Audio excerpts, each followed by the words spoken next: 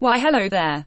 I'm back with the part 2 for my unpopular K-pop opinions video, just like I said I would be. I got a lot of really kind comments on my last video, so thanks you all for being so nice. Again, I tried to make these unique because I know there are a lot of opinions out there that you probably heard a bunch of times. There may still be some overlap, but I hope that you all will get to hear some new things overall.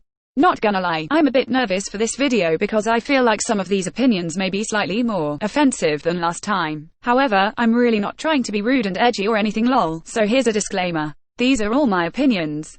If you feel offended, I'm really sorry about that, but just remember that it's not my intention to hurt anyone's feelings. No hate is intended to any groups or people I mention. I think all idols work incredibly hard, so I'd never go out of my way to directly bash anyone. It's totally cool if you disagree, but please be respectful. Now that I've prepared you for what's to come, let's get started. Opinion number 1. Wheein is such an underrated idol. Okay, so if you watched my unpopular K-pop opinions part 1 video, then you know that I don't really like to use the word underrated unless it's true. So I'm not just saying this because she's less popular, but because I don't see people praising her skills very often. I'm not too deep into the Mamamoo fandom, so maybe she's not as underrated as I think she is, but as a casual Mamamoo fan, she seems to constantly go unrecognized. Not many people know this, but I've heard many times that Mamamoo don't actually have official positions. Solar is usually considered to be the main vocalist and Moonbyul is usually considered to be the main dancer. However, as there are no official positions, Wheein technically could also be the main vocalist and dancer. And guess what? I totally think she should be. Now, I'm not a singing or dancing expert, but you know what I am an expert at? Watching YouTube videos and reading long comment threads made by fans Lmao. And from carefully observing these two totally credible sources, I have concluded that Wheein is supposedly just as good as Solar and Moonbyul in terms of technique. Obviously, Solar is a fantastic vocalist and Moonbyul is a fantastic dancer. I have my preferences, but honestly I don't know who is better, and it doesn't really matter anyways because all of Mamamoo are talented queens. But my main problem is, if Wheein is meant to be just as good as Solar or Moonbyul, then why is she not being recognized or acknowledged just as much as they are? She has an absolutely stunning voice and great dancing, but her name is almost never brought up when people talk about best current female K-pop vocalists or dancers.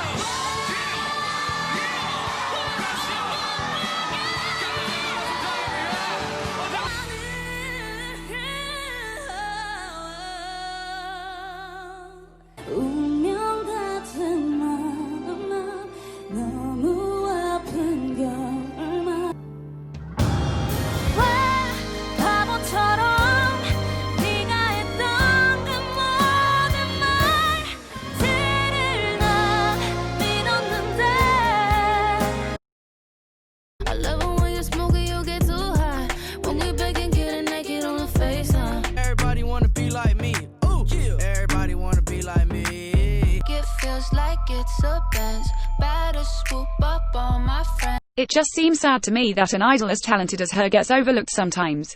So basically, stan Wheein, appreciate Wheein, and we love Queen Wheein. Opinion number 2. I don't really like Love Foolish. LMAO, I'm so sorry to all the onces out there that love this song.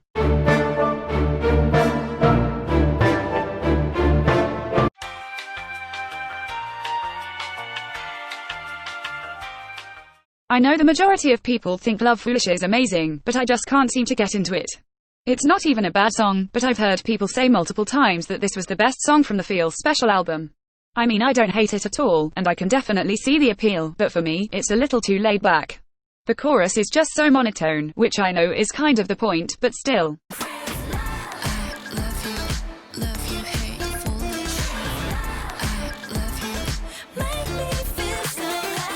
Actually, it's not even just this song, and most of the time, whenever there's a chorus with this deep, monotone chanting type of sound, I don't seem to enjoy it as much. Lol, I can't think of any other examples right now other than another Twice song, but Make Me Go is another one that I don't really like that much for the same reasons.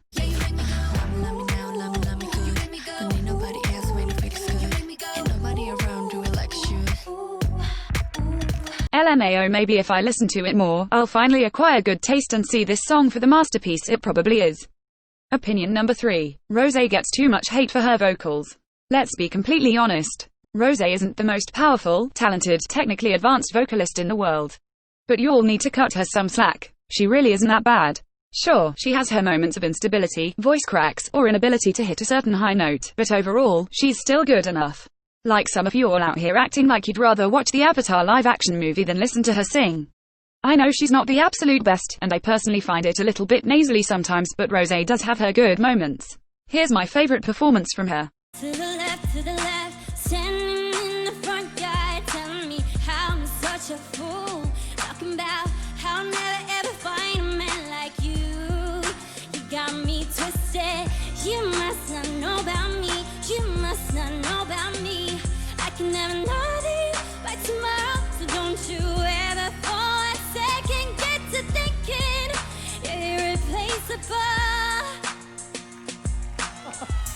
Sounds pretty good, in my opinion. Stop hating on our girl. She may not be the best in the world, but you don't have to attack her every time she opens her mouth. Again, would you rather have to sit through this?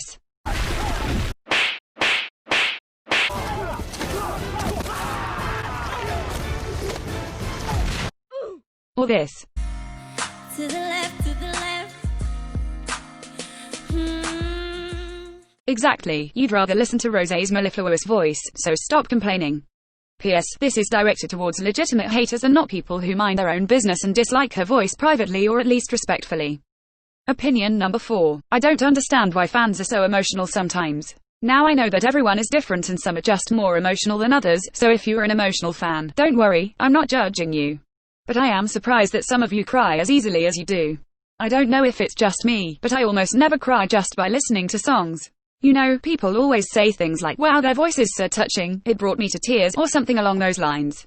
There's also those comments sometimes that say things like, you have no soul if this song didn't make you cry, or, every fan cried listening to this song. But like I said, I've almost never cried because of music before. If I hear a sad song I like, I usually just think, wow, this is so good, gotta add it to my playlist, lol. The only time I've cried just by listening to a song was when I heard How Can I Love the Heartbreak, You're the One I Love by Akmu for the first time.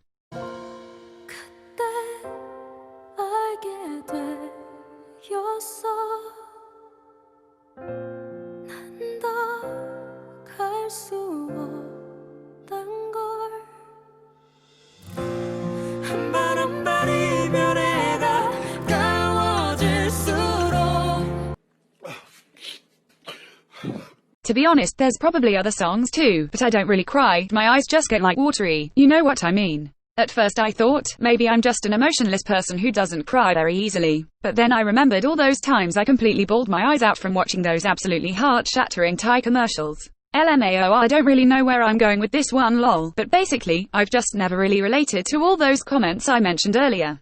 Am I the abnormal one here? Let me know in the comments how often you cry when listening to songs Lmao. Opinion number 5. Fans need to realize being a K-pop idol is really hard before deciding they want to be one too. There's a lot of fans these days who don't seem to realize that being a K-pop idol is an actual career and there's lots of things you have to sacrifice and lots of consequences you have to face. They just see the glamorous part of being a famous idol and want to be one themselves, or even worse, their motivation for becoming an idol is so they can date their faves. Many times these fans don't even know how to sing, dance, or rap, but they think that if they audition they all magically become the next Blackpink or something. It's so incredibly hard though, and there's so much you have to be willing to give up if you're actually going to be in a K-pop group. First you need to audition, actually get accepted, and then train for many years. Those first 3 steps are already very challenging and require a lot of perseverance and genuine skill. If you pass those stages, the next step is to debut, which means you need to actually stand out amongst all the other equally hardworking and talented trainees first, and if you're lucky, you'll get selected for the next lineup. But so many groups debut every year and unfortunately many don't succeed. If you're from an extremely small, almost never heard of company, you might never achieve that much and your group could disband, leaving you back at square one. If you're from a company that is more well-known, then you have better chances of becoming famous, but it's still not easy at all. There are things like haters, sarsangs, near impossible high expectations, lack of freedom, lack of privacy, the list goes on. Being treated or promoted well isn't promised either. It's not fair at all, but that's the sad truth when you're famous. With all that being said though, if you genuinely have a passion for being an idol, then I think you should go for it. Don't let the challenging part stop you from trying to achieve your dream, because if you really love it, there are good things too that make the hard times worth it in the end. But there are many young, impressionable fans who just think being a K-pop idol is all fun and games. I think that those fans need to realize that going down that path is really difficult before they blindly waste a large chunk of their lives trying to make their overly idealistic fantasies a reality. Opinion number 6. I would love to see more fantasy concepts. Okay, so I'm a huge sucker for fantasy. From books to TV shows to movies, fantasy is one of my favorite genres because it's so creative and the worlds are always so beautifully described or shown. I know that companies won't always have the time or budget to create a beautiful fantasy concept music video, but in my ideal world, there would be a lot more of these. They're just so stunning and ethereal. Like, just imagine if your faves became some kind of mystical being for their next comeback, with a magical music video that actually had good special effects. LMAO, I think that would be super cool.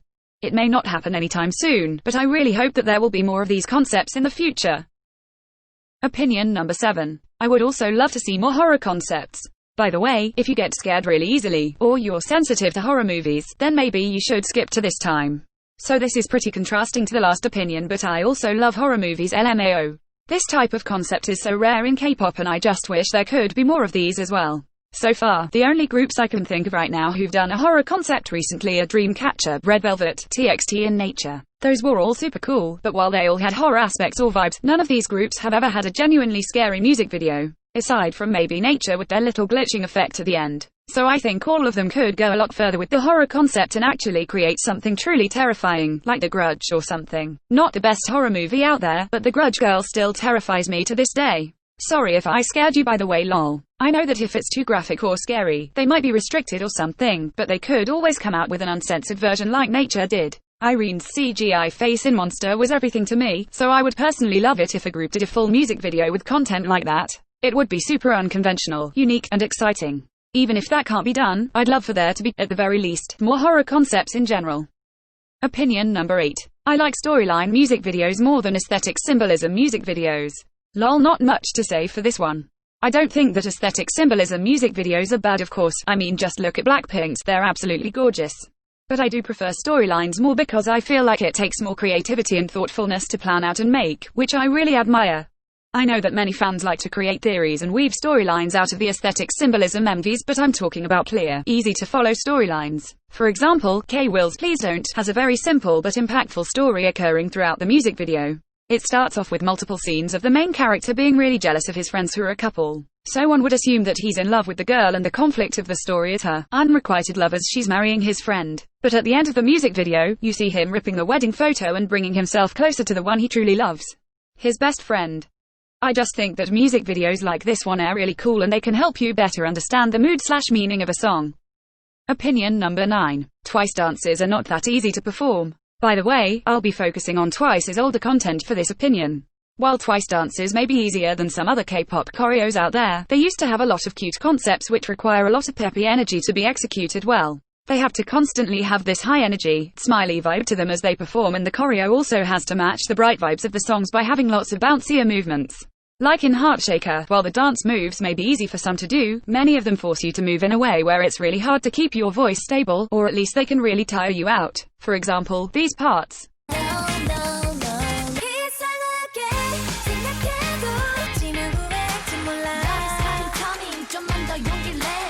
Even the singing itself adds to the difficulty of their performances. Because they need to be energetic and fun, cute songs usually have choruses that are pretty high-pitched, which can be tiring to sing sometimes, even without dancing. Like obviously an easier choreo does help a lot, and I'm sure they're a much harder thing to dance while singing, but sometimes people like to act like because their choreo is nice and simple. Singing live while performing them should be a piece of cake, when really, it's not as easy as it seems. Opinion number 10. Lyrics don't need to be super deep, but they should at least sound good and make sense. Although I love a nice deep song with meaningful lyrics, not all songs need to have them and some can just be fun, party songs. However, sometimes I feel like certain songwriters should really consider why exactly they're using a line in a song and if it even makes sense before adding it in. For example, the English raps in the Japanese version of 4D. As amazing as Lisa is with her ability to always sound cool, what in the world is like what? LMAO, I just wanna know who wrote that and thought to themselves, wow, what a clever line this is. Because Lisa is a star. And Patrick is a star. But Lisa is famous while Patrick is a cartoon starfish, so OMG big brain moment, she's a star but not Patrick. Like, I guess writing lyrics is hard, so maybe I'm being too critical. But at the same time I feel like there hasn't been a single person who has heard this line and didn't have a quick, wait a minute, moment. So while song lyrics don't need to always be deep and poetic, I think they should still, at the very least, make sense and not exist simply because. Opinion number 11. Why are emotional/ballad songs so easily forgotten? As you can see, this is less of an opinion, and more of a question. I know that within fandoms, the emotional ones are usually the most unanimously loved, but on a very general scale, they're a little underappreciated. I don't really know why though, because personally, emotional or ballad type songs are some of my favorites. But if you think about it, the least popular songs from each group are almost always the slower, more heartfelt ones. For example, Stay is Blackpink's least popular title track. The Best Thing I Ever Did by Twice is often forgotten too, and GOT7's Miracle is kind of underrated in my opinion. Whenever there's an album with a ballad song, that's usually the least talked about song as well, like 같은 추억을 안고 살아 그게 너라서 행복해 즐거웠던 축제의 밤 사랑에 빠졌던 행복한 꿈 한 잔을 내어 줄게요 난 뜨겁게 물을 데우고. Like I said, I know that in the fandoms these songs are well respected and loved, but they aren't the first songs that come to mind when you name these groups. There are exceptions of course, like BTS's Spring Day, but overall, I feel like these songs are often pushed to the back while the more energetic songs get noticed. But many people seem to like the slower songs too, so why are they not talked about as much? If you have a guess as to what the reason is, comment down below. Opinion number 12. Just because a song is generic doesn't mean it's bad, aka just because a song is unique doesn't mean it's good. You know what, I think generic songs get way too much slander these days. I mean, just because a song took the safe route and didn't create something the earth has never seen before, doesn't mean it is automatically a bad song. For example,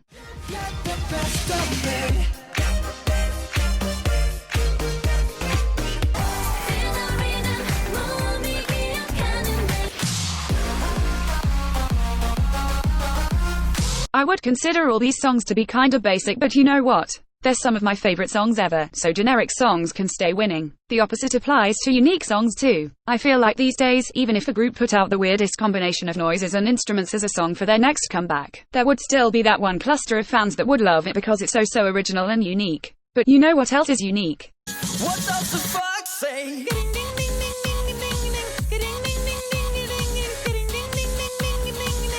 Now did that sound good to you? Of course it did. What Does the Fox Say is obviously a revolutionary artistic masterpiece. But regardless, a unique song will not always be a good song just because it is original or whatever. If something has never been done before, sometimes it's because no one was creative enough and other times it's simply because it wasn't a good idea. There are, of course, unique songs that are actual bops though, like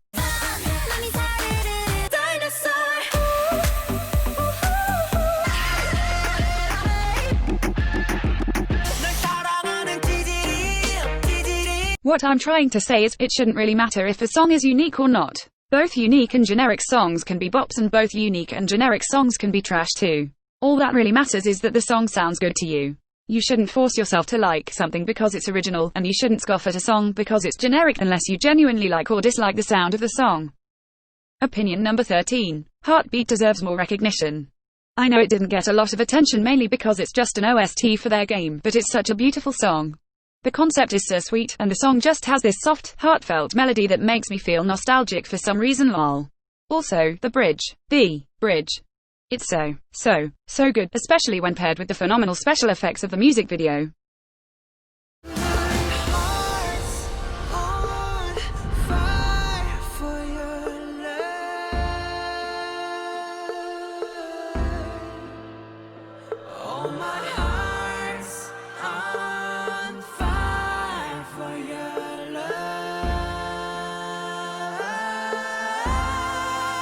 Chills. Literal chills. The song makes me feel like I'm floating on a cloud or something. Lmao. I just love the song so much and it's actually one of my favorite BTS songs.